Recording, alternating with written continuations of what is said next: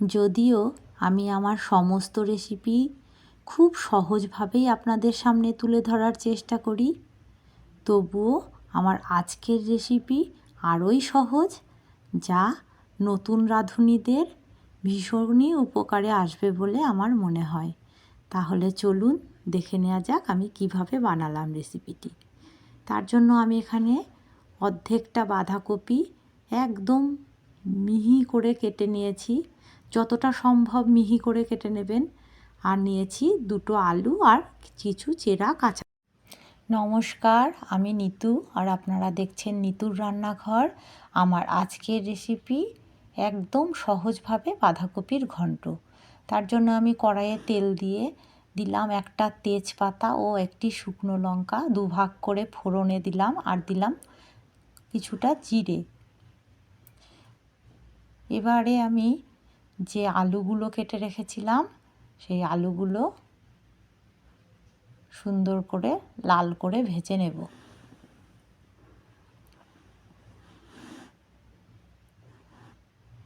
আলু দিয়ে সামান্য একটু নাড়াচাড়া করেই আমি দিয়ে দেব কাঁচা লঙ্কা। তেলের ওপরেই আমি কাঁচা লঙ্কাগুলো দিয়ে দিলাম। এবারে দিলাম পরিমাণ মতন হলুদ এবং লবণ। নুন হলুদ দিয়ে আলু খানিকক্ষণ ভেজে নেওয়ার পর আমি যে বাঁধাকপি কেটে রেখেছিলাম সেই বাঁধাকপিটা এর ওপরে দিয়ে দেব। আপনারা চাইলে বাঁধাকপিটা হালকা ভাপ দিয়েও নিতে পারেন, কিন্তু আমি এখানে ভাপ দিইনি, কারণ বাঁধাকপিটা এখন নতুন বাঁধাকপি, একদম কচি, সেই জন্য ভাপ দেওয়ার কোনো দরকার নেই। এরকম ডাইরেক্ট তেলের ওপরে দিলে টেস্টটা কিন্তু অনেক বেশি ভালো হয়।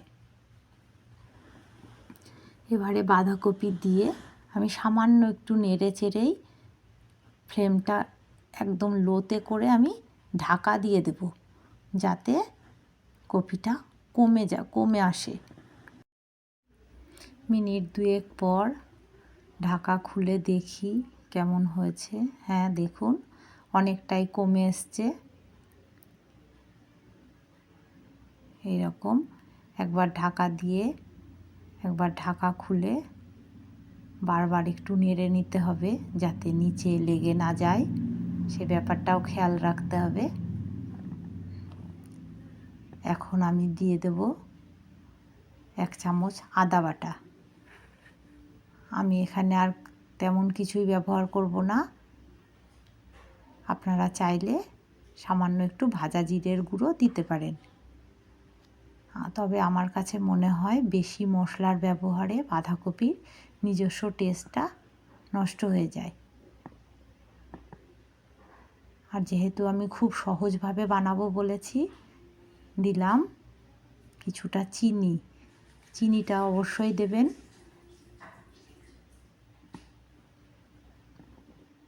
চিনি দিয়ে আমি আবারও একটু নাড়াচাড়া করে নিলাম। এইভাবে আমার কাছে মনে হয়েছিল নুনটা একটু কম আছে, তাই আমি আরেকটুখানি নুন দিলাম। দিয়ে আমি দিয়ে দেব সামান্য একটু গরম মশলার গুঁড়ো।